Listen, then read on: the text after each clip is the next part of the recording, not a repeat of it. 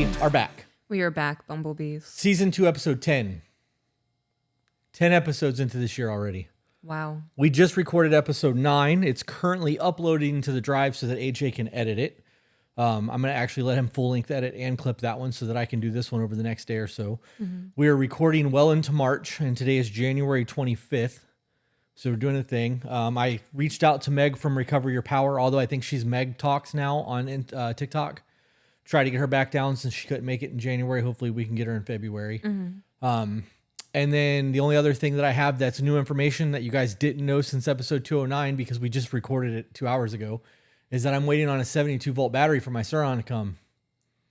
I am fucking pumped. Yeah. My Suron is so slow because it's got the heavier Supermoto tires on it for milk racing. And the most I can get it to do is like 36, even with the upgraded controller. This new battery, I should easily get 60 out of this thing. Word. Yeah. You can keep up with me now. Shh. Let's not talk about that.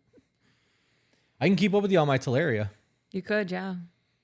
Teleria is a whole lot easier to wheelie than that Suron is too. Yeah. I believe that.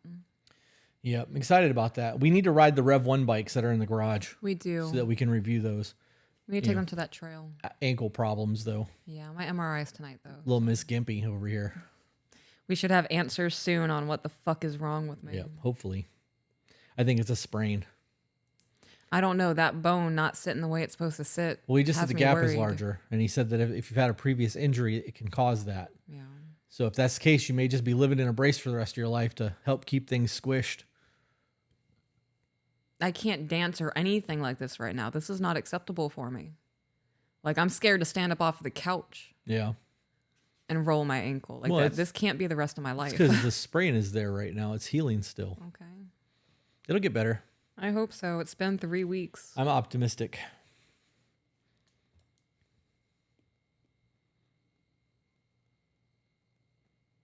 Hey. How you doing? Better now that you're here. Ooh. Let's just, without further ado, jump into things. Hey, wait, before you do that, a disclaimer. We forgot to do this in episode 209, so I'm going to do it now just to get it out of the way. And I may actually have one recorded that I can just clip into 209 to make it work. I don't remember. Guys, we are not professionals. The emails that we are reading are because people would like to give, for us to give them our unbiased opinions on things going on in their lives. We are not therapists. We are not psychiatrists. Mm-hmm. We're not any of that. We are two people who are highly opinionated that people enjoy listening to. Correct. So take our advice with a grain of salt. Yeah, the people emailing in are soliciting our advice. Right. And they enjoy our shit. So they do. So for everybody who's like, you don't know what you're talking about. You right. You. You right. This one is titled Improving a Relationship. Hi guys. Just want to say thank you so much for the content you put out. There are so many creators on TikTok giving advice about relationships who don't really speak about the necessity to appreciate your partner and prioritize them. Crazy. Ooh, if you like TikTok, you should check out YouTube. Yeah, YouTube is where it's at. Mm-hmm. So much content on YouTube. Seeing the way that you guys love, cherish, and trust one another truly inspires me. I want to be able to show love to my boyfriend in a way that makes him feel like $1,000,000 and vice versa, but I definitely struggle. We are young. I'm 23 and my boyfriend is 21. We have been together since high school, so 5 years. We have had our ups and downs, and because we are so young and got together so young, there has been a lot of navigating and hiccups. Both being our first serious relationship, we have had a lot of learning to do. We live together, and I'd say things are fairly decent between us. Sounds like you're describing a roommate. Decent between us? I mean, at least you didn't say they're bad. Yeah. I mean, that's at least an optimistic view of it, right? Like, things are going kind of okay. Yeah. But I can certainly say I don't feel we cherish or appreciate one another enough. So what are you going to do about it? I also feel that we lack intimacy in our day-to-day life. Well, women control the intimacy in the relationship. So again, what are you going to do about it?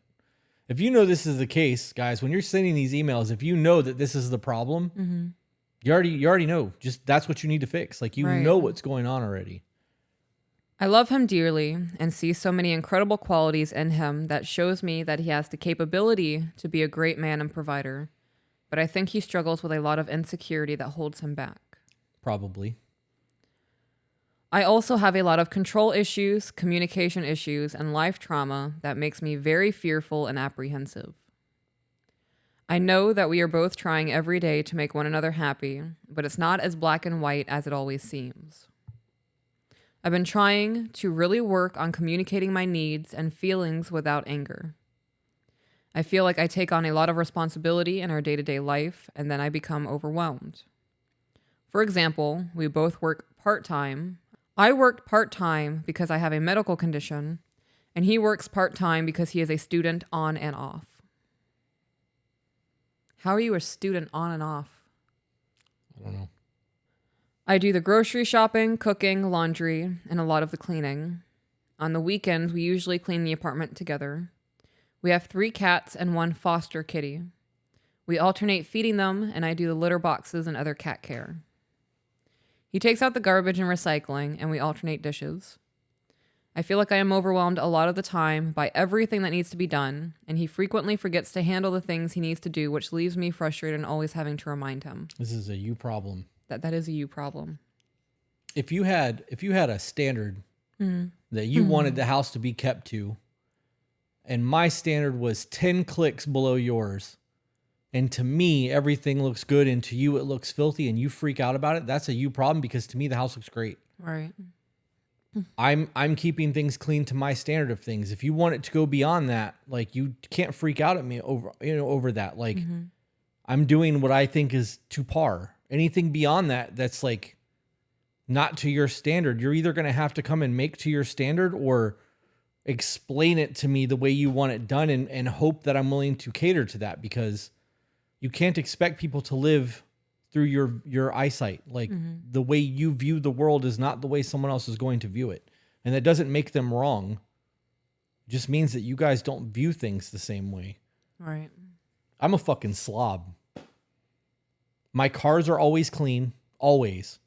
And like certain areas of my life is clean, but everything else is chaos.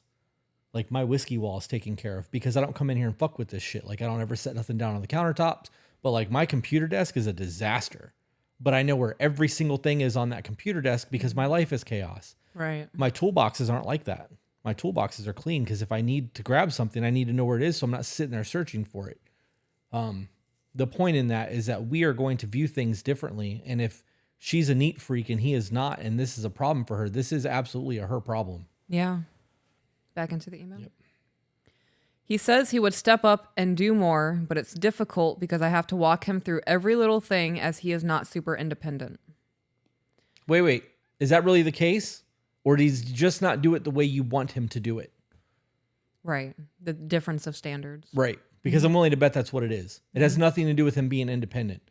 It's that you want it done a certain way and you expect him to do it. Therefore, you have to show him how. Yeah, this sounds like that excerpt of control that she was talking about earlier. Mm-hmm. That's this email, right? I have no idea. Yeah, a lot of control issues. Yep. You're kind of doing this to yourself. If you don't like the way that he does things, so you're like, fuck it, I'll do it, don't worry about it. And then you become overwhelmed because you're doing everything. It boils down to your control issues. Mm-hmm. I don't have control issues. Is there more to that? I'm thinking. Okay. I'm thinking back to past relationships. Like, the only time I can see me having, like, I was trying to exert control on somebody else's life that wasn't like, hey, I wish you would stop flirting with other women, was I was working at a restaurant and I was dating one of the cooks and I didn't want to be with someone who smoked. And he went to go smoke a cigarette and I fucking lost my mind about it. Like, I threw a big temper tantrum. Like, I'm surprised I didn't get fired that night. It was bad. Wow. I was like 17 or 18 years old. I was young. But that's the only moment where I can think of, like, okay, that was control freakish. That was not okay.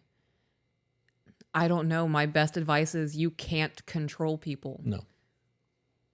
Nope. Love makes requests, not demands. Right. If this is somebody you want to spend the rest of your life with, this person is not your captive. They are not at your beck and call. They don't have to do the things by your not standard, but everybody has a process to things, right? I do laundry and I put laundry away differently than you put laundry away, right? Like I fold towels differently than you fold towels. And we've never once argued about the towels being folded. No. Because you know why? They still get put away. Yeah. I appreciate that you helped me. It's perspective. Yeah. And I do think it's a standard. Mm-hmm. I think you were right with that statement, even Yeah. though you backpedaled on it. I think that's accurate. If you have something done, if you like things being done a certain way that is to your standard. Right. Well, I guess. What if the outcome is the exact same thing, right? If we're But you both want a making a different pizza, process? right? Like we're both baking a pepperoni pizza with the same ingredients, same pizza dough. It just comes down to it being a control thing. Right. Yeah. Yeah, cheeseburger's still a cheeseburger. Exactly. Back into the email, I often have to explain things to him step by step, or I'm constantly reminding him of how things need to be done or where they go. For instance, when he puts the dishes away, he leaves some on the counter because he doesn't know where they go, even though I have calmly shown him more times than I can count. It's this way with a lot of things, like putting away groceries or cleaning. So I often feel it's easier for me to just do things myself rather than have to walk him through it or have him do it incorrectly. I don't know where shit goes in our kitchen. You don't. I was just thinking that, like when the groceries are in the house. I put the cold shit in the fridge. Yeah, you put the cold shit in the fridge and you leave everything else out. Yeah, I don't ever, because I don't do that. Right. If you were like, I need you to cook something, I would have to go through every cabinet to find a spatula, a pan, a lid. Like, I don't know where any of that shit is. That's not how this works. The kitchen doesn't exist in your world. I know it does because I have to walk through it to go to the gym and Right. to the whiskey room. So I know that it's there. It's a hallway for you. It is a hallway. Yeah. You're fucking right. It's a hallway. But if I had to cook and I was doing that on a regular basis, of course I would know everything where everything was. Mm-hmm. And at that point, the only excuse for me not to put it away would be incompetence. Like Yeah. I'm just being lazy and don't want to do it. Right. You know where your big spoon is Yes. and you know where your bowl is. Yep. My cereal bowl. Yeah. That's it. Even though I haven't had cereal in forever, Oh, cereal sounds so good. it does. Right now. That Reese's Puff slaps. Mm. Why is it so hard to just be in shape? Fucking hate it. Why does it have to taste so good to be fat? It's all the fake shit they put in it. I know. All of the bad things for our body that causes cancer and Obesity. Bone marrow issues. feels so good doing it though. Is that what people on meth say? It is an addiction. Oh my It goodness. absolutely is an addiction. It is so hard for me not to binge eat. Mine is stress eating. Yeah. And I can snack, which is why I'm so adamant about the kids not snacking all day. Right. Because I can eat literally from the time I wake up until the time I go to bed and just constantly munch on shit. And I don't ever get full from it because I'm not eating Meals. Yeah, right. Back into the email. I also feel like he isn't affectionate enough. He doesn't really compliment me, and for a long time, we haven't shared intimacy outside of the bedroom, despite me communicating my need for more. Okay, so what have you done physically? Mm-hmm. Right? Because that sounds like you're telling him what you want him to do versus doing what you can do to change the situation. Right. I'm glad you caught that. We both caught that. I was Yeah. like, oh no, girl, that's not it. Right. Like, are you actually walking up and being handsy with him and kissing on his neck and being like, I miss you, baby, and taste the rainbow? Or you need to do more to make me feel loved? Because those are two different conversations. We're pretty good about stopping in front of each other. Yeah, we are. Like when we're both busy doing shit, like just to kind of make the world stop for 5 seconds, because that helps with the overwhelming shit. It does. I can't believe I'm about to fucking tell the internet this. I get overwhelmed and overstimulated very easily, especially with noise, right? And last night was dealing with 2 websites, was dealing with t-shirt ordering, hoodie ordering. I don't do well with building websites. I know how. I don't enjoy it, so it pisses me off. And there was a moment yesterday where I looked at you and I stood up and I'm like, assume the position. And you were laying on the couch and you're like, right, so that I can lay down on top of you. And I just lay there. Yeah. And I gave myself a good 120 seconds to just. And I wrapped my arms and legs around you. Right. So, but that's one of those things that if I needed that decompression and just for a few 2 minutes, and I wasn't willing to tell you that I needed that, how the fuck are you supposed to know that I need that decompression in the moment? Like, Right. or if I'm in a hurry to do something and you know that I'm hurrying, but you know that 5-second hug is not going to be the end of the world, and you stop in front of me and I'm like, what? And you just look at me, and I know what is. So we embrace for a moment and we just breathe for a few seconds and then go back about our lives. That pause is an intimacy that continues. It is. Right. And it also helps us decompress in the moment. Hugs are actually dopamine responses if they're long enough. I don't understand why you wouldn't just do the things that you need. Why put that on your other person to make them responsible for your affection meter being filled? I don't give a shit if I have to initiate every single time. Right. Would I enjoy it if you initiated? Absolutely. Do I want to feel loved and appreciated? Fuck yes, I do. But I would rather have some affection than no affection. So I enjoy those moments where we stop and just look at each other and then keep going. Yeah. Back into the email. Recently, he's been trying harder with certain things, but I feel somewhat resentful. It's hard for me to trust that he is genuinely working on this and making change when he has said he is changing countless times, and after a few weeks falls into the same patterns. where's the gentle reminders? Right. The gentle reminders, the Praise. Right. The praise, the acknowledgement, the appreciation. I would stop doing something if I noticed that you still just hated me. Like, why am I your guy? At that point? Like, I'm changing my actions. I'm doing what you want me to do, and it's still not enough. Yep.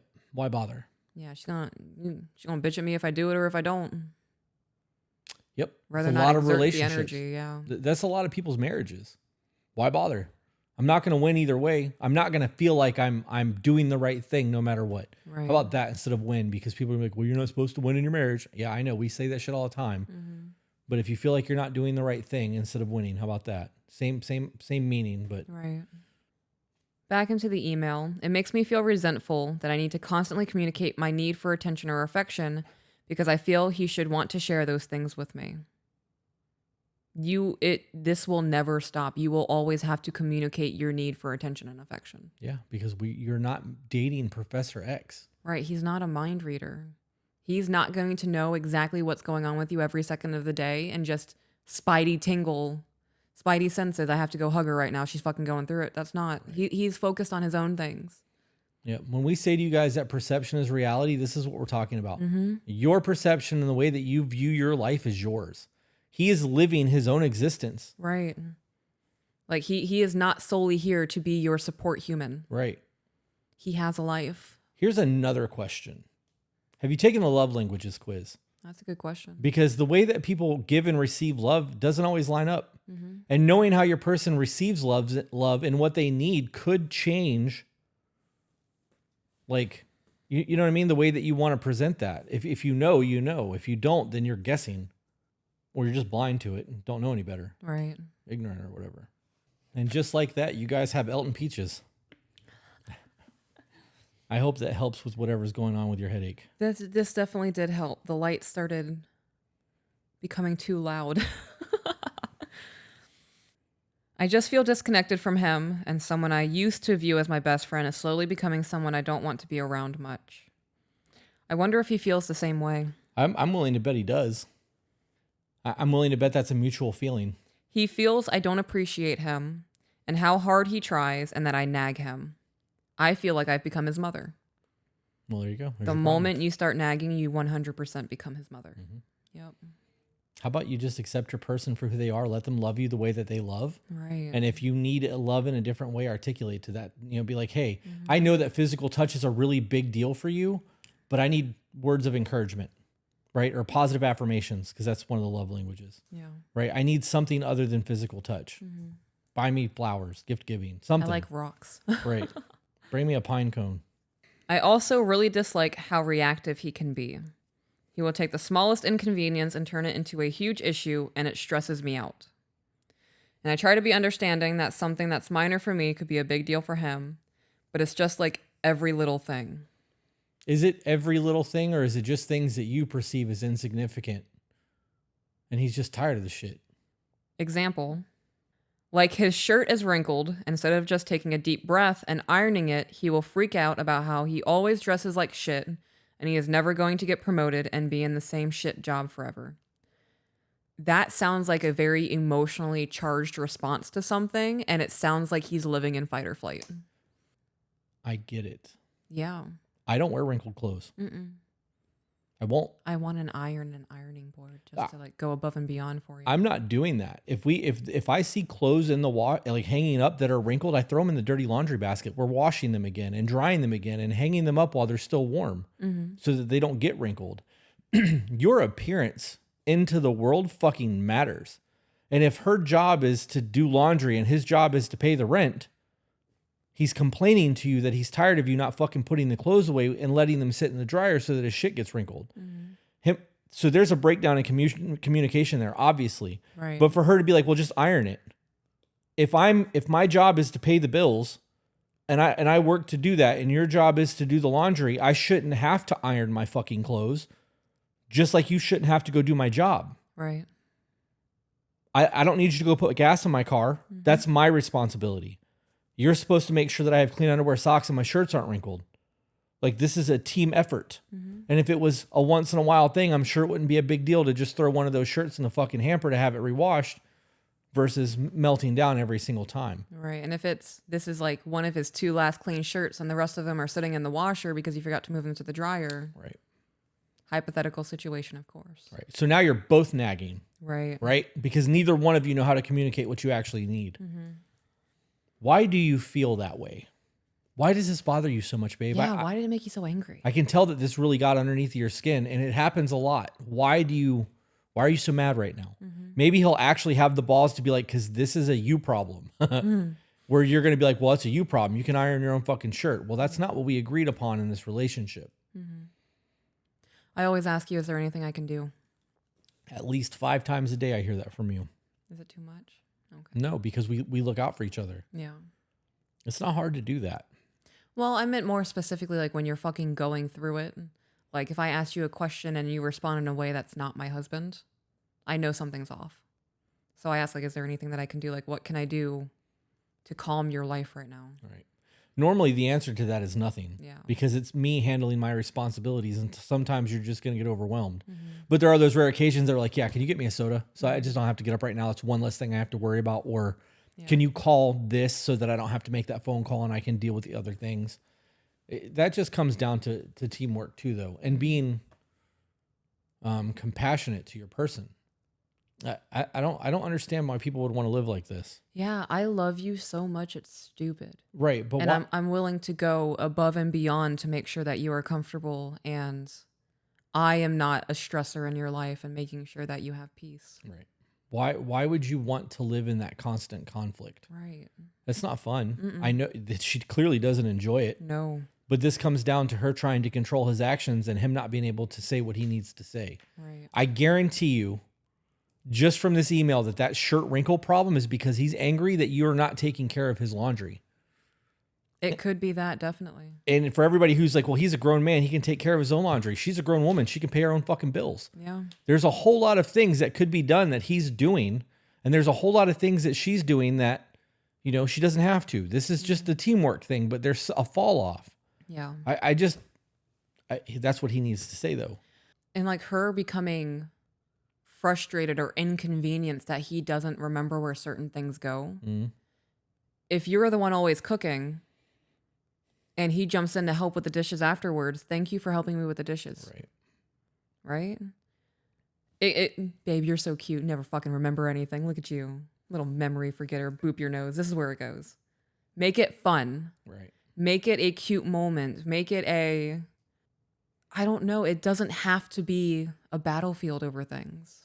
I don't let you do dishes. I don't let you do anything. You went to vacuum this morning. I was like, yeah, that almost started an argument. Like you, what? Yeah, you were like, I felt like shit because you got visibly upset. Like you finally were like, I'm not okay with this. Like you could tell you were getting like, and you were going to argue with me? I was, because you were going to go water your plants. Like I didn't have anything to do until we recorded today. It would have taken me 3 minutes to vacuum that area. Right, but I do that. I know you do, which is why when you were like, I'm not okay with this, I was like, okay, you got it. Like, I'm not going to argue with you on it, but like, You could have watered your plants and I could have vacuumed. It wouldn't have been a big deal. I don't care to do those things. I care to do dishes. I would rather get punched in the face again than have to do the dishes. I'd rather with a breaker bar one more time than have to do dishes. I fucking hate that. Right. But that's a me problem. I just hate dishes. Laundry and other shit, I don't give a fuck about that. What would happen, back to the email, what would happen if we'll assume that they have their jobs laid out on who's doing what. What would happen if he finally was like, you know what, you just do your laundry, I'll do mine, right? And then the next one becomes, hey, I didn't eat off that bowl, I'm not washing it, right? And the next one's, I'm going to order myself a cheeseburger. Okay, well, I want Indian food. Okay, cool. Well, you get Indian food, I'm going to get a cheeseburger. What's happening? Disconnect. We are no longer doing our laundry. Our laundry is no longer commingled. We're no longer eating similar foods. And I am now having to take care of myself solely on my own, and you are taking care of yourself solely on your own. Where has the team dynamic gone? Oh, it's been burned. You did it to yourselves. Yeah. And it's one small thing after another that leads into a huge disconnect. Or the other day. Wait, no, not back into the email. I'm sorry.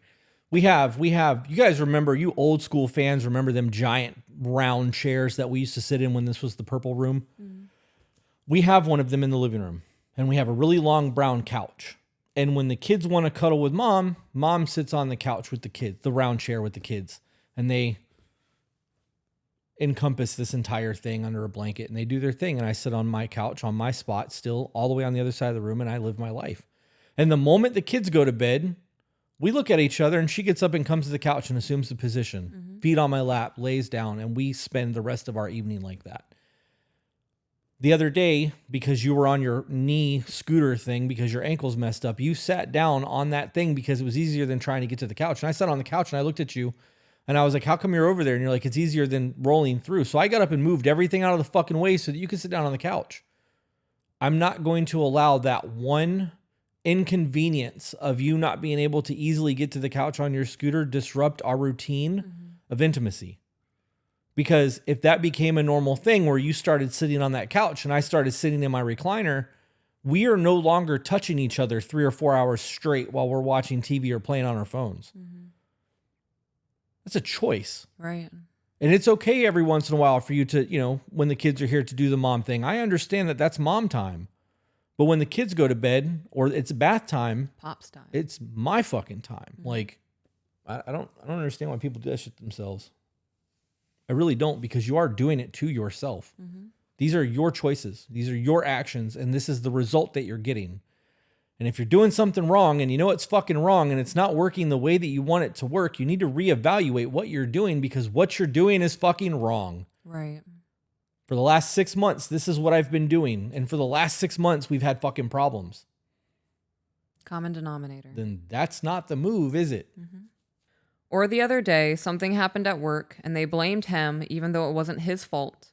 And he texted me that we needed to talk, and I asked if something bad had happened. And he responded with, if getting fired is bad, then yeah. So what's the problem? He got fired. He was upset. You asked a question, he answered it. Yeah. Is there more to that? Why that made... Well, there is more to it, yeah. Okay. I'm processing, because I would have called you immediately. Right. Like, I'm not waiting for you to get home. I'm not waiting for dinner time to talk about this. Like, you not having a job is a fucking problem for you. Right. Like, my man is getting ready to have a mental breakdown. I'm calling. Back into the email. So I'm home freaking out, and then it turns out someone else made a mistake, and they realized it wasn't him, so he ended up not being in any trouble. Or another example is war. Wait, before we go on, how did that feel to you? That felt like she was jumping on a roller coaster with him. Okay. And it was a premature layout of the situation, maybe. So unless he was actually told, we are letting you go, you are no longer part of this company because of X, Y, and Z. If something just happened and he assumed that they were getting ready to fire him, that was an emotional reaction. That wasn't a response. That sounded like a clusterfuck. You know why men don't talk to their women? and why we don't like to be vulnerable, it's because of situations like that. Here's what I took from that situation from a male perspective. Okay. Oh boy just thought he lost his job. My number one duty as a man is to protect my family. My second is to provide. I believe that those things go hand in hand, right? Knowing that I just lost my ability to provide, and it could be 3 weeks before I get another paycheck, even if I start a job tomorrow, because of the way paychecks may fall, I am fucking panicking. And what I need right now is my teammate in life to talk me off the ledge. You fucking got this. Hey, right. I know. Well, look, babe, we've been through a whole lot worse than this. If you lost your job, you'll find another one. You're really smart. Like, you're good at what you do, whatever. Right. I need some sort of lift up, nurturing right now. I just need you to fucking be there for me right now. And instead, it created conflict. Yeah, because now she's at home panicking, freaking out. Right. Instead of just being an ear. We don't need to vent like y'all do. If we come to you with a problem, it's a fucking problem. Right. We need you to be there for us, not be combative against us. I would, under no circumstances, ever come to her with a problem again. Oh, no. In that situation, because to me, losing my job is a big fucking deal. It is. Losing my ability to provide for my family would be the big deal. I can always get another job. My mindset is going to go, okay, this pay period just started, right? I know that if I find another job tomorrow, they're going to hold back a week. If it's a biweekly pay, it'll be 2 weeks, maybe a month before I get a paycheck. We have mortgage and car payments and credit card payments and fucking debt. And like, how are we going to get through this? Maybe I just need to let you know that like we may be tight. We're not spending any extra. We're eating ramen and noodles for the next, you know what I mean? Like, and he got conflict. Yeah. There are things that you come to me about, like internally, my anxiety's through the fucking roof. Like, what ifs out the ass. Like, I am just 100 miles an hour on a cycle, just going. That's internally, though. In that moment, you don't need me to be freaking out with you. Right. I need stability. Right. You need the stability in the midst of unknown chaos. Right. And here's another thought in all of that. I've never fucked us. No, you haven't. I've never let us down. Everything has always worked out the way that I've wanted it to. And there's at least 4 times a week.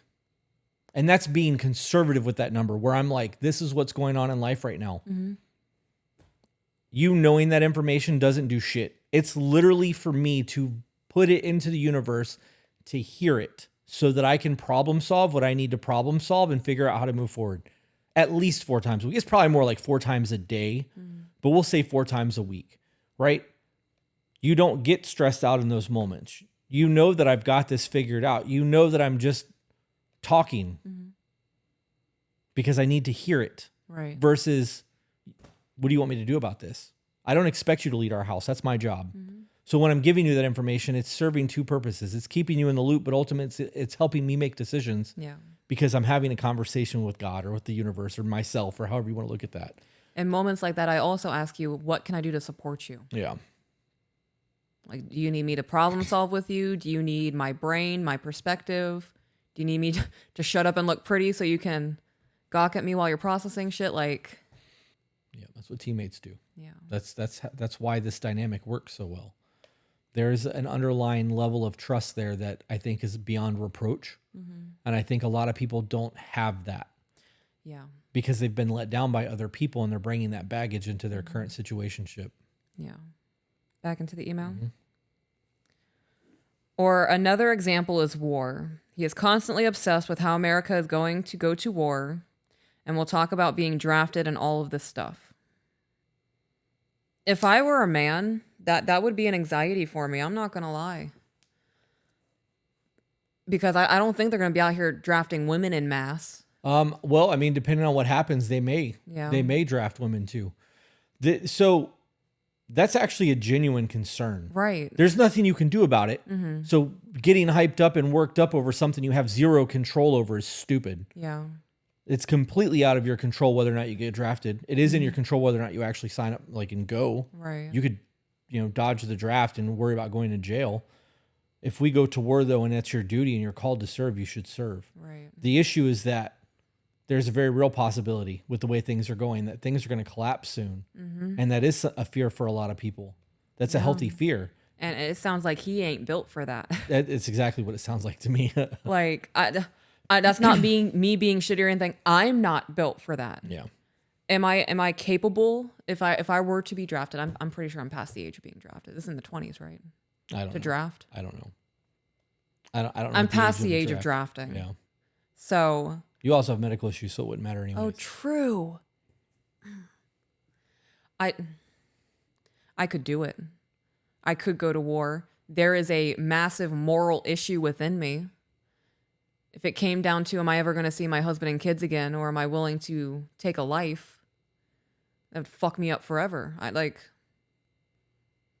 Then there's that scary possibility of me becoming numb to it, and then taking a life means nothing to me. Yeah. Like, there's a whole skew of possibilities of how that can affect a person.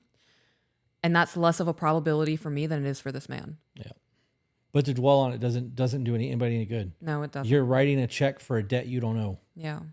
I could see why he's hyper fixating on it, though. Yeah. Like, if he ain't built for that and is absolutely terrified of that, with the possibility of it actually being a thing in America. You guys want to know how to get rid of that fear? Turn the news off. Yeah. And stop scrolling political TikTok shit. Yeah. Because I guarantee you that if you don't have it on your screen all the time saying that the world is collapsing, the dollar's collapsing, we're going to war, we're bombing people, because right now America is committing terrorist acts, in my opinion. It is. I agree. We're doing a whole lot of shit. And if it's in your face constantly, of course, that's what you're going to worry about. But if you don't see that at all and you're worried about going to work and providing for your family and riding four-wheelers with your kids or teaching them to shoot or hunt or whatever the case may be, that's where your life is at. You know how much less stress you have when you're not inundated with fucking negativity? And they do that because fear sells. It does. It sells more than sex. Do you remember the COVID counters? People stayed glued to news networks for months because of the COVID counters. Oh my God, look at what's happening in the world. Yeah, look what it did.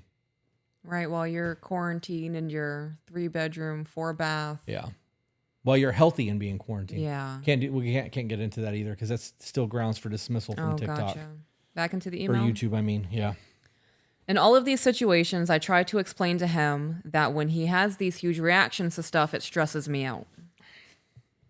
I don't want to hear about war because it frightens me and gives me anxiety, and quite frankly, I can't do anything to change the state of the world, so being anxious about it isn't going to help me. And I would understand if it's just sometimes. But he talks about how he is going to get fired or drafted or a billion other things all the time. And it stems from the smallest thing happening. So he's a worrier. Has he always been that way, though? Probably. Hypothetical, Probably. right? If this woman has exerted so much control over his life, the only thing that he can control is his hyperfixation on things, and that's his life now. Yeah, I mean, that could be a thing. What do they say in Yellowstone? You're either born an oak or a willow. Yeah. And you can't become an oak. So there are people out there who are just pussies. Yeah. Like they are afraid of everything, and there's nothing you can do to change that. All I'm hearing in this whole thing is that he can't come to his woman about his problems. Yeah. Because she can't handle it. Right, she can't. So he's supposed to suppress and bottle it up. Because she's emotionally frail. Right. Which leads into toxic masculinity by definition from that group that likes to throw that around. So which one is it? You either want us to be emotionally vulnerable and tell you about what our problems are, or you want it until it inconveniences you, and then we need to shut the fuck up. Right. Because that's what I'm hearing from that.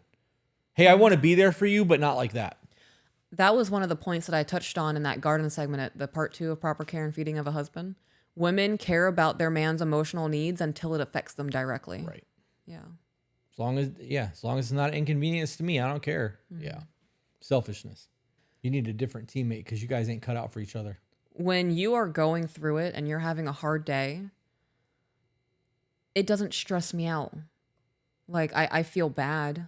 Like, when you're going through it, I go through it. I try not to go through it with you because you need that stability amongst the chaos of your mind. When you are on autopilot and like a million things are happening at once and you are overstimulated and overwhelmed, and I ask you a question and there may be, it's very rare that it happens, but you have a reaction of frustration. I'm like, oh, okay. Like, I'm not stressed by that. I don't feel personally attacked. I don't take it personally. Okay, now is not the time. Noted. Try again in 30 minutes. It's like hitting the restart button on a computer. I would feel like a failure as your wife if you felt you couldn't come to me about situations because of my reaction to them. Like, that is a massive ball dropped for me, and it would take a lot for me to be able to recover from that mentally, knowing that I did that to us. I'm going to hit you with something to think about. Okay. It's one thing to be in love when everything is good, but that's not love. No. When things are falling apart at the seams, jobs are lost, talks of war are happening, you don't know if you're going to be able to eat for the next 3 days because it's fucking Wednesday and your check's not going to clear until Saturday morning.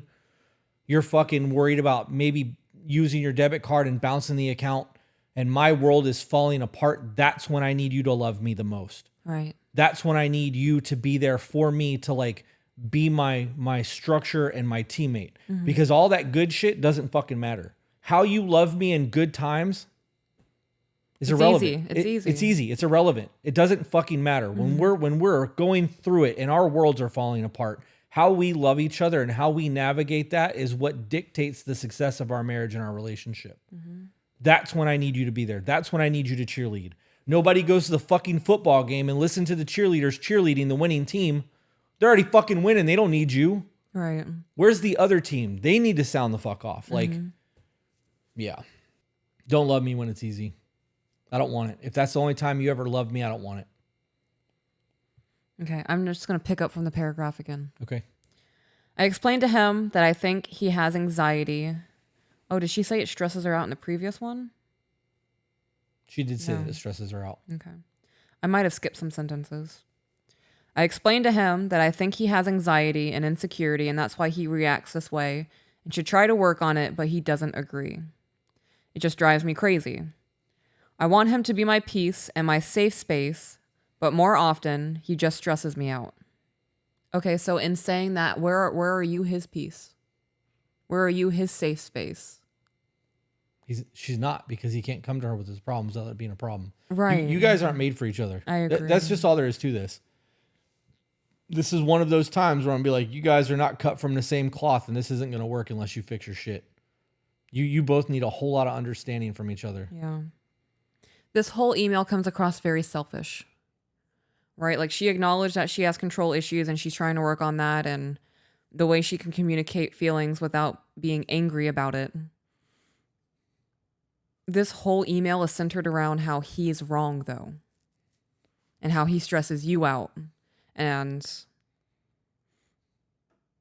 I don't know, if you wrote an email like this about our marriage, I'd be like, oh my God, it's really how you feel? Oh, really? That's how you feel? That is, your perception of calm and his perception of calm might be two different things. Like I said prior, in the beginning of our relationship, I would raise my voice and not notice that I'm raising my voice. Yeah. So you might think that you're calm. Have you asked him, like, hey, am I calm in those moments? Like, do you feel like I'm understanding? Or am I just losing my mind? Like, I need an actual gauge on this because I'm mentally ill. I do that. I 100% do that. I will ask for a reality check from my husband because I can't decipher whether or not my mental illness is in the forefront or if my logic is in the forefront sometimes. They need to find a middle ground, and I don't think it's going to happen. Yeah. Then this makes me think about the future when we have kids, etc. Am I going to constantly have to walk him through things? When I ask him to do something for the kids, is he going to turn to me and ask me, well, how am I supposed to do that? Or when one of our kids spills something, am I going to have to deal with his lack of emotional regulation rather than focusing on my child? Y'all don't even have kids yet, and you're already separating him from the equation. Yep. Wow. there's a lot of selfishness here. Wow. I'm not sure if this makes a lot of sense or if it just seems like I'm rambling. I definitely have a lot of anxiety about the future. I grew up in a household where my parents were both physically and emotionally abusive to one another and their children, so I feel I can be a bit sensitive and worried. Okay, so earlier in this email, you said that you are controlling and you are working on it, but you are incapable of communicating your feelings and emotions without getting angry. Right. I wouldn't even be focusing on the future or possible children or anything until you can get that under control. Right. If you don't, you will literally just be repeating the same cycle your parents did with you. Might be to a lesser extent. I had to learn to check myself with the kids. I had to. They would do something like spill a cup of water and my instant reaction would be like, oh my God, like instant panic, because that was my childhood, instant panic. Until you learn how to not do that, not only will your boyfriends contribute to fucking up the children, you will contribute to fucking up the children. If you cannot dial back your control on your man, you will not be able to dial back your control on your children. This gives off the air of like the boyfriend is a extension of her. And I 100% believe if that is true, like if that is the actual thought process, the children will be an extension of her as well. Yep. I want to know what the abusive parents have to do with anything, because at no Right. point did she say that he's abusive or that he's, like physically threatening Right. or anything like that. So what does your parents being abusive towards each other have to do with your current relationship? Why was that even mentioned? Is that one of those things where like, maybe I'm rambling or maybe this is just my trauma because I had a bad childhood? Yeah. That's how that sounds to me.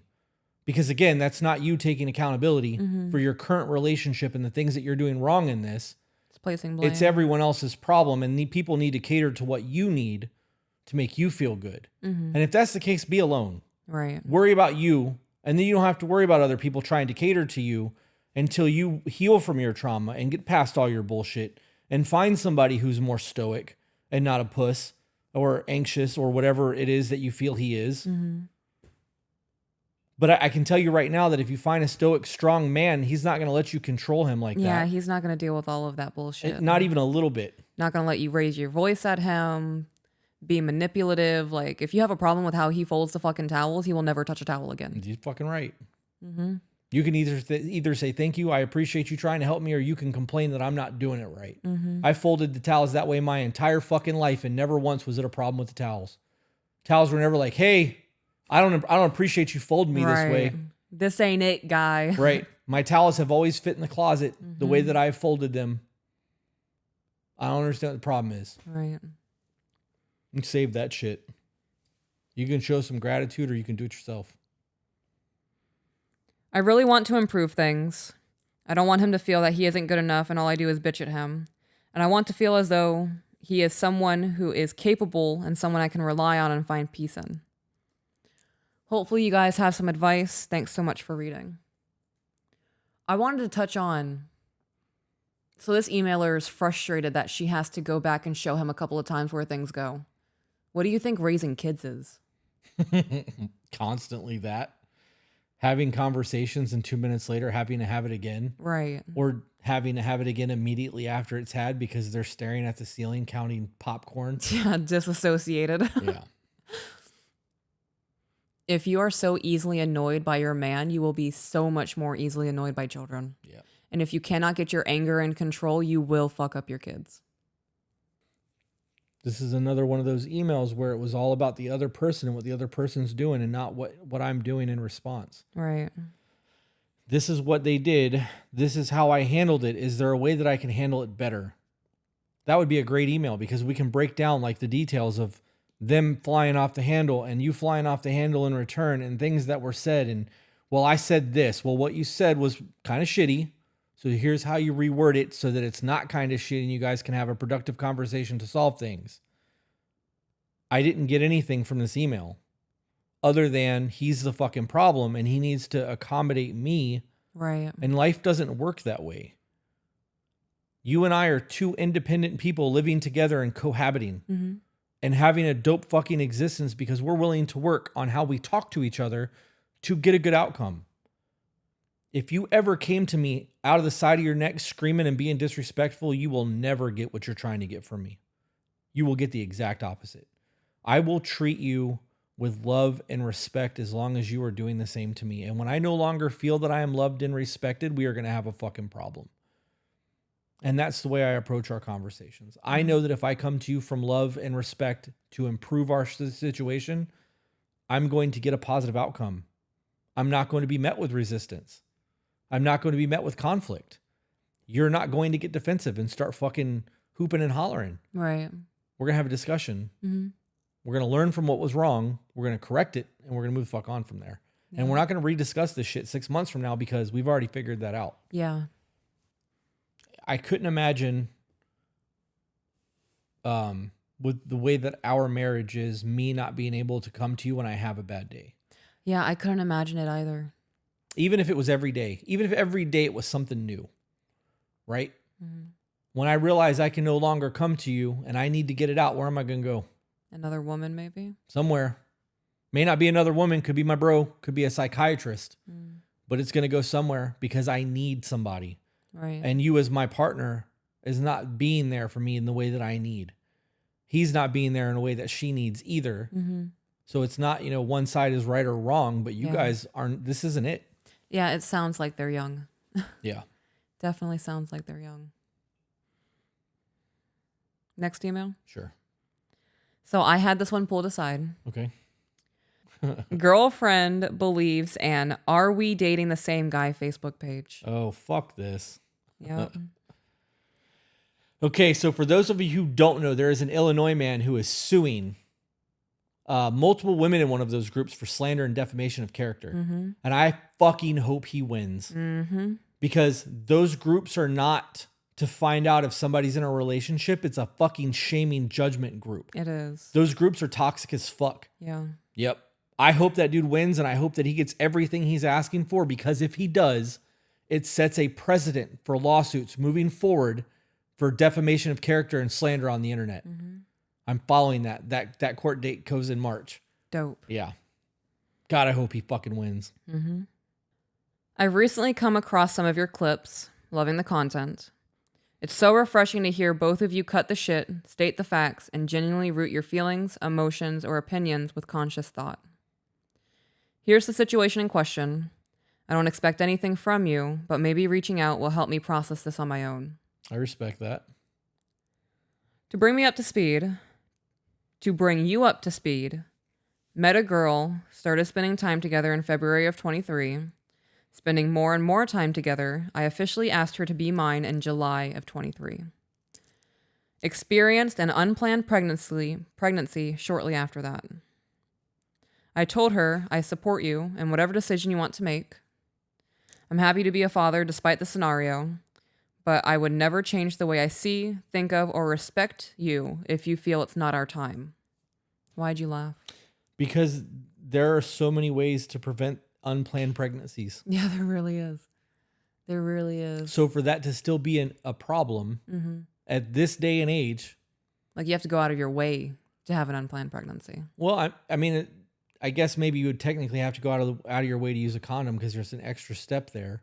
And I know that they're only like so many % effective, but it's better than raw dogging that shit and being like, oops. Condoms and birth control and the morning after pill. All of those kinds of things. I wonder if it was law for men to have their DNA checked when birth happens to a child to confirm that they are the parent, if that would go down. Maybe. It might. Back into the email? Yeah. We did the latter. I told her I would do and help with whatever she needed and paid for the procedure as well. I followed her to the appointment, saw her to the door, and had a phone afterwards. At this point, it's August of 23, and we're awesome together. Honest, communicating, enduring emotional hardships, discovering each other's deeper selves. Things were good. I'd claim even great. What a change in life for me to have this healthy of a relationship. I was married for 18 months, together for 3.5 years. 2 months after marriage, I was told by my, at the time, wife that she was addicted to cocaine. I wasn't mad, even proud that she said something. It wasn't rad, but I'd figured that we would work it out. Obviously not, but clearly showing me what should be expected from a partner. So as Christmas rolls into the end of 23, things are still amazing. We seem to have a great thing going. We're good. Life is good. Integrating with her 7-year-old daughter. Slowly and with patience, I might add. I really respected that she wasn't tossing her daughter into the mix so quickly. I've dated a few women with children, so not unfamiliar, but refreshing to experience. It blows my mind the amount of women that will allow strangers around their kids. Yep. Just a reminder, guys, that there are people out there who seek out single women specifically to get closer to their children. I think that scenario also comes down to them trying to find somebody that is willing to raise their children. Yeah. Yeah. There are a lot of women out there who are like, we don't need you. We don't need no man, blah, blah, blah, blah, blah. But we had a great Christmas together, spent the eve with her family and parents, mine are both deceased, and followed up with the evening and morning with her daughter.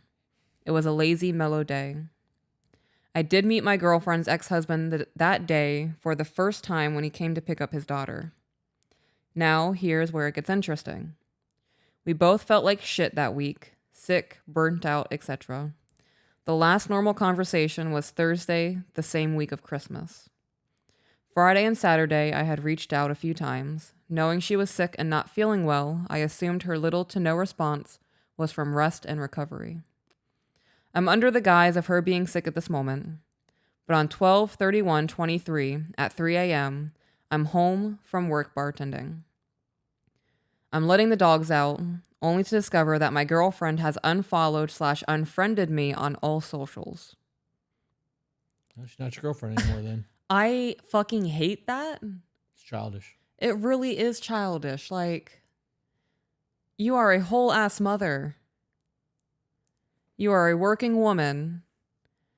And instead of having a conversation, you go and unfriend and unfollow in all social medias. Like that was your cue to him that shit's not okay. She's obviously okay with it ending, whatever the reason was. So look, real shit, like that's childish, right? Because if she cared, she could have had a conversation about whatever it was. Right. If she's willing to just sever ties like that, the feelings that you have are not the same feelings she has. Correct. Because she goes, this crossed a hard line for me, whatever it was, assuming this crossed a hard line for me. I'm not willing to accept this, be gone. Right, just disposable. Right, and if she was able to cut you off that easily, that says everything that you need to know moving forward. Yep. You're like a used napkin. Back into the email? Yep. I called her immediately. Gets ignored after 2 rings, followed by a text with a cryptic claim. Long story short, after some bullshit texts back and forth for a few days, she yelled to me that Friday morning she discovered a post on a Facebook page, "Are we dating the same guy? Insert city," with a picture of me and someone claiming that I was chatting with them and ghosted them around Christmas and was talking about date nights. Not true. Seriously. At that point, I asked who, what picture of me, what does the post say, all to get nothing from her other than some half-assed explanation. Mind you, her ex-husband was caught in this shit, I guess. I didn't even know about this kind of page being a thing until I met her. It's weird as fuck. I agree. People have too much time on their hands, makes claims about dating profiles, etc. You know that there are people out there that will take other people's pictures and catfish people with it, right? Yeah. Okay. There's a whole TV show called Catfish. Right. So for a screenshot of somebody, of a picture of somebody, is very different than a link to their Facebook page. Right. Right. So like if this chick was actually talking to him and posted a link to his Facebook page saying that this is the guy, Don't you think that the chick would have actually went and looked at it and screenshotted all that shit so that if she had to have the conversation, she had facts to back up her arguments? Right. That would make more sense. It would make a whole lot more sense. So for the same thing to happen with her ex-husband, I don't know the story. I'm not even going to follow that trail of thought. I am going to follow this trail of thought of there are people out there who will do things just to be a nasty human being. Yep. Misery loves company. There are people who get a kick over the fact that your life is now fucked up. I would not be surprised if some random chick goes through dudes' Facebook profile pages, takes photos, and posts those to those groups just to cause drama. Right. Wonder if it was somebody that he did dirty in the past. Oh, it could have been. Could be a lot of things. Yeah. But there's no proof there. She didn't fucking save any of it, and she's giving him bullshit conversations. Right. And all of that, none of it matters. Right. Because beyond the fact of she shut all that shit down and wrote him the fuck off, I don't need to know anything else. Move on, dude. Yeah, I would move on. I wouldn't. Less than a year. Mm-hmm. Well, you've been 5 months? Oh, 6 months? Since July? Yeah, July. Move on, dude. What's the problem? Yeah. Your subscription to this chick ended. Mm-hmm. She lost her credit card information, got a new one, and didn't update the payment info. Yep. You're good. You dodged a bullet. You were not that important enough for her to be like, oh, I got to keep this subscription. Let me go add that new card info. If you think about it, if this is how she reacts to false information, what would she react in an actual scenario where you guys had to sit down and problem solve? There wouldn't be any problem solving. She'd stick her head in the sand and just try to remove him like she just did. Yeah. My immediate reaction is that maybe someone stole my photo and there's a fake profile catfishing, which really isn't uncommon. Nope, it's not.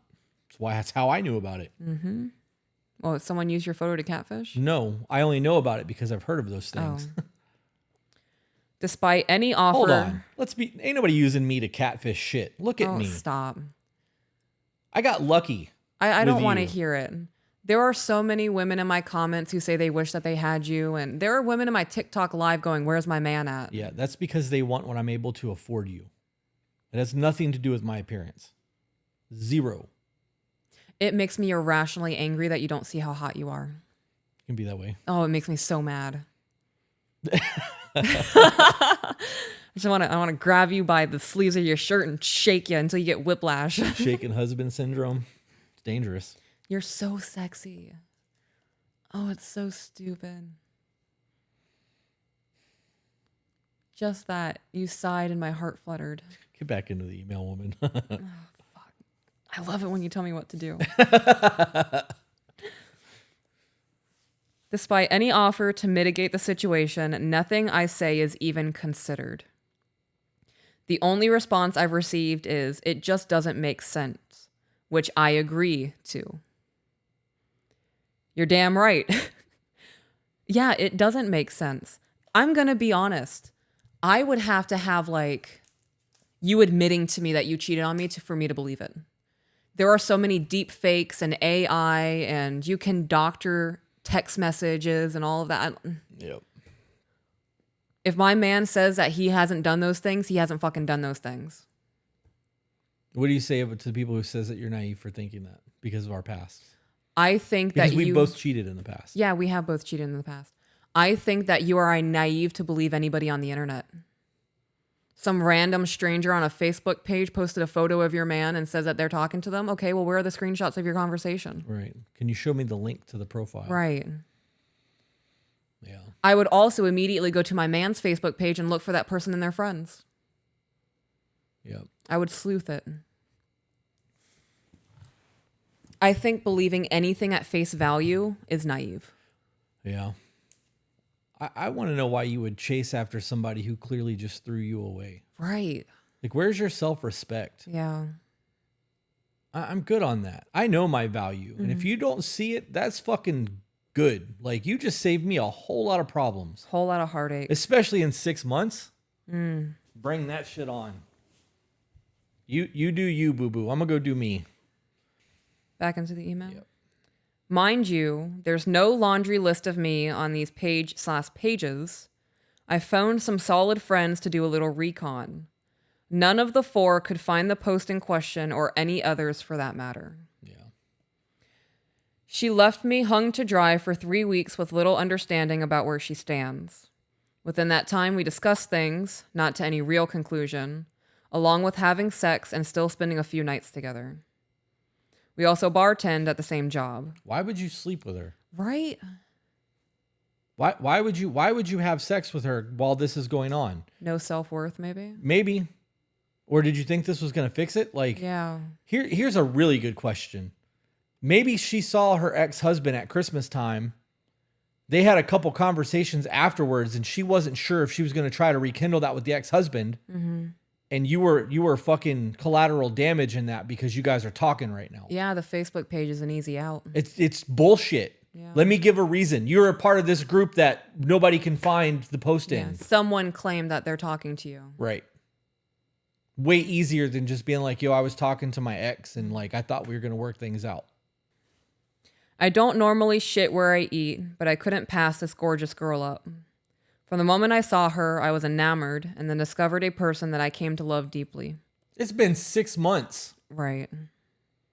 Didn't expect to feel that kind of love again. She threw you away, bro. Yeah.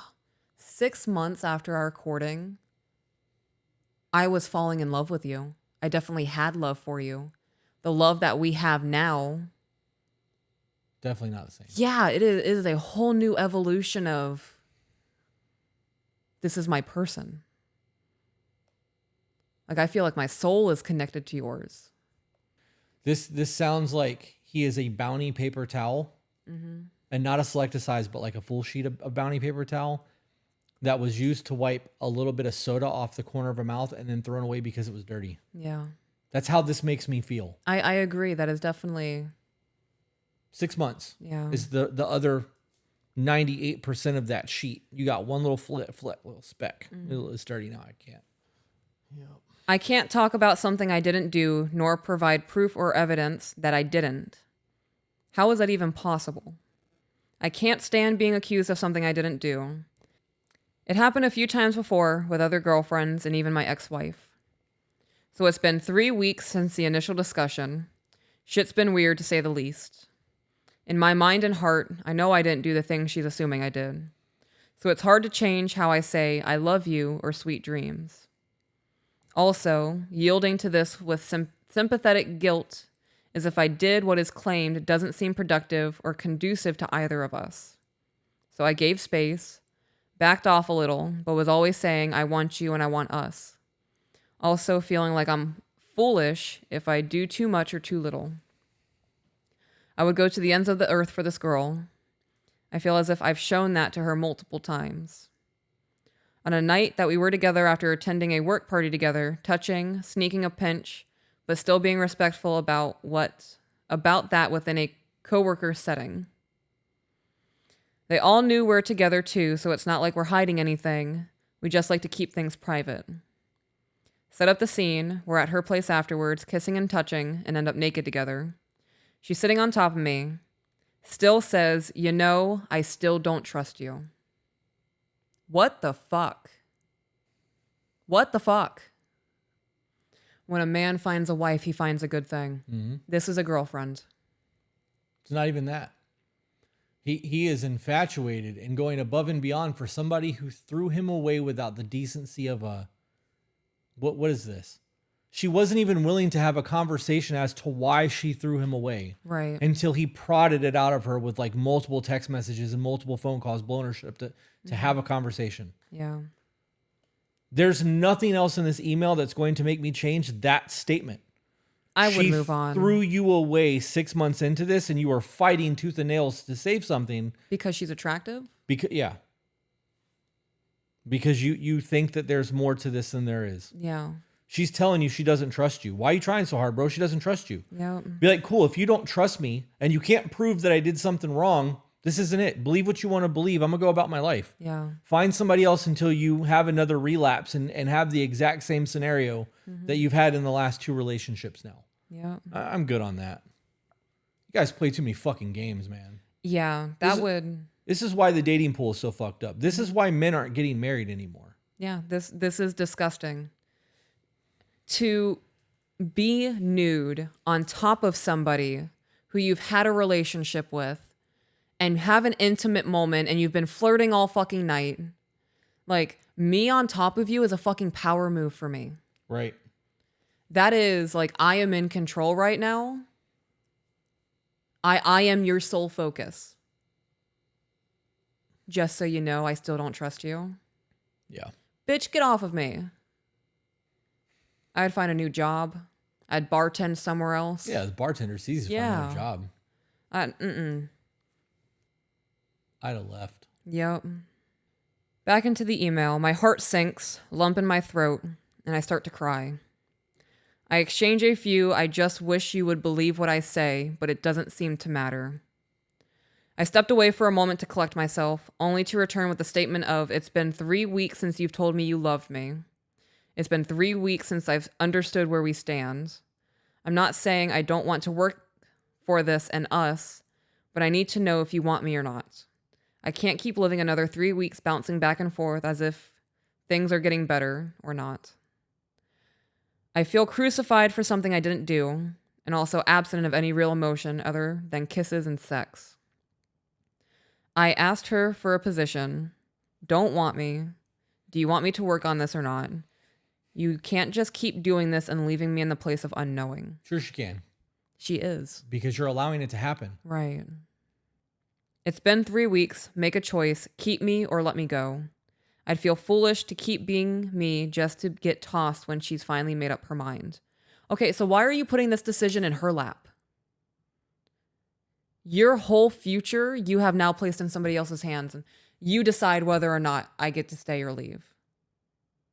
You're a man, bro. Nope. Don't do that. Don't do that. Don't do what? That man title is earned. That is not the behavior of a man. That is not the behavior of somebody who has strength and self-respect and dignity. Mm-hmm. If this was false accusations and she threw him away, an actual man would just go, okay, I see where I stand in your life. I'm gone. Right. That's not man behavior. That's frail little boy shit. I need you to accept me, and I need you to want me. I need you to just forgive me. Mm-hmm. I'm going to keep trying to fuck, hoping that you're going to change your mind in all of this, knowing that you don't trust me, knowing that I am nothing more than a placeholder for you right now while you try to determine what you want out of life. No, I'm good on that. I'm not a second decision. Right. You're either going to decide and this is going to be what you want, or I'm moving the fuck on. I know what I bring to the table. Right. We all carry traumas in a past, but projecting such because those before you have done it is unhealthy and unfair. I don't know what to do. I left that night on a weird ending, but I didn't feel wanted or loved. Why would I stay? To fuck emotionally absent? To see no post in question after I asked multiple times? A judge can't have a case with one side of the information. Also, if you're going to accuse me of something, let's see it. Oh, the post is deleted? How convenient. Maybe who put it up realized they got catfished by a fake profile. Maybe somebody did it to get at me or her. Maybe someone wants her or me and wants to sabotage what we have. In my eyes, there's more probable options than the one that's claimed. She seems to think that it's unlikely that my photo would have been stolen to make a fake profile. What does that say about your physical appearance, bro? Yeah. Right? Because the conversation that we had when I was like, nobody would use my picture, and you're like, motherfucker. Right? So what does that say? So there you go. There's that. That was a real life situation in the moment. I also think that there's a probability that that shit was never fucking posted. It never happened. And this is an excuse because she is incapable of actually talking to you. Right. She was planning on moving on. Mm-hmm. I think that's a more likely scenario. I know for a fact that if anybody saw some shit like that in terms of their partner, it would get screenshotted. Mm-hmm. That's a natural reaction, is to screenshot shit like that. It happens so much in life that we just do those things. Mm-hmm. I screenshot stupid conversations between us. Like you'll say something, all the time. You say something funny, I'm like, I want to save this. This was good. Yeah. I end up deleting it like 7 months later because I never go back and look at it. Mm-hmm. But like, I do that because you never know when I'm not going to remember something and I'm going to want to remember it. And it's not like a fuck you thing. It's always with us. It's always a comedy thing. Like, or it's your booty. I have a lot of pictures of you naked on my phone. If that ever gets lost, I should print those out and stick them in a photo album. You should. Oh, I just thought of a birthday present for you. Yeah. Do you want to do another email? I really don't. I got to be honest. That just fucking did it for me. I think I'm done for the day. Okay. All right, guys. So real quick, this is an edit after the fact. I just edited all of episode 210. First, I would like to apologize for me getting worked up. That last email actually pissed me off quite a bit. However, during the editing process, we catch things that we otherwise missed. Can you read that? Because I think that we took the email in the wrong direction. All to get nothing from her other than some half-assed explanation. Mind you, her ex-husband was caught in this shit, I guess. Okay. We took that while reading the email, both of us did, that the ex-husband also had something similar happen. Right. So in playing that back, I'm like, wait a minute, that's not what I heard. And I had a very different take on it. So now that we've edited all of episode 210, came back here, relooked at the email, now there's a different discussion to be had. Okay. Ex-husband realized that she's with some new dude moving on and sabotaged the fuck out of that relationship. I'm willing to bet he was like, I'm a member of this Are We Dating the Same Person group, and his shit came up and he gave her some spiel with zero proof, and she threw shade at homeboy and was like, I know you're a part of that group, blah, blah, blah, blah, blah, and threw him away based off the word of her ex-husband with zero proof. That could have been it. That makes it so much fucking worse. Right. Because he didn't provide proof. And if he was like, if the ex-husband was like, I have proof of this.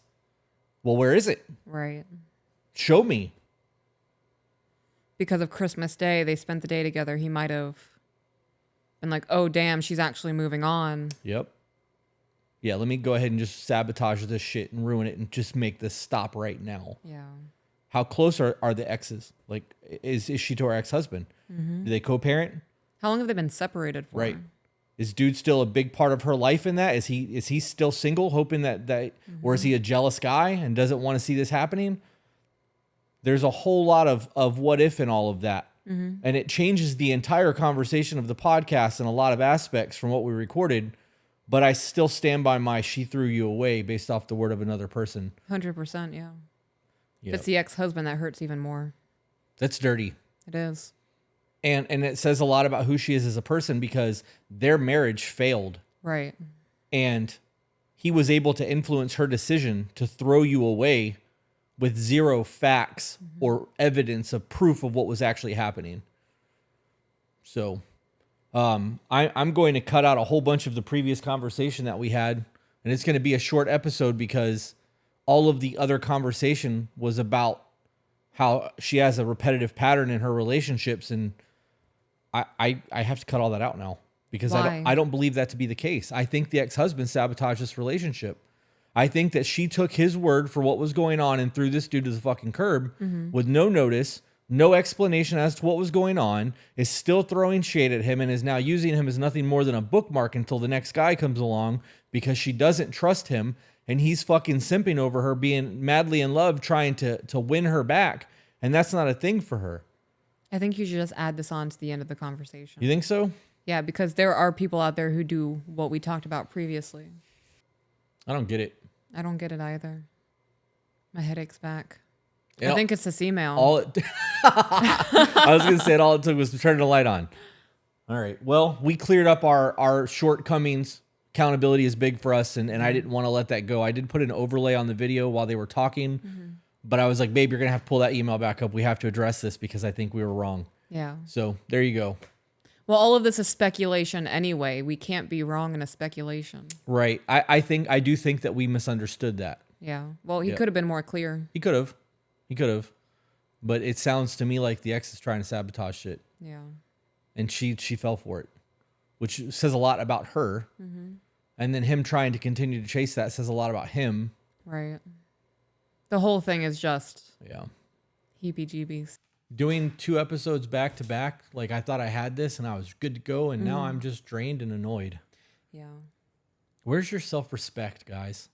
Where is your sense of self-worth? what happened to like loving yourself? Right? Because would you allow that to happen to somebody you loved? I wouldn't. I wouldn't. Mm-hmm. I'm guessing you got nothing else. No, not really. I think that woman's fucking up. Yeah. She is probably going to ruin every relationship that she has until she can pull her head out of her ass. Do you think that she actually wants these relationships? I think it might be a void thing. Seeking attention, or I don't know. I was a serial dater. Even after I left my ex-husband, I wasn't really with people because of what they could provide for me. It was more, I mean, it was not financially though, not like we can get a house together and be financially stable. It was more of, I am so fucking insecure. I need to know that I'm desirable. And this person's showing me that I'm desirable. Do you think that in this scenario that woman could have used that situation to actually not have a title with this dude so that she could keep her options open while still sleeping with him and controlling that entire narrative in their relationship? So in the event that she does meet somebody, or the talking courting phase that she's probably experiencing with another man right now takes its next step, Right. she could just be like, look, you're right. I don't trust you. I don't want this anymore. And that could be the easy, clean break.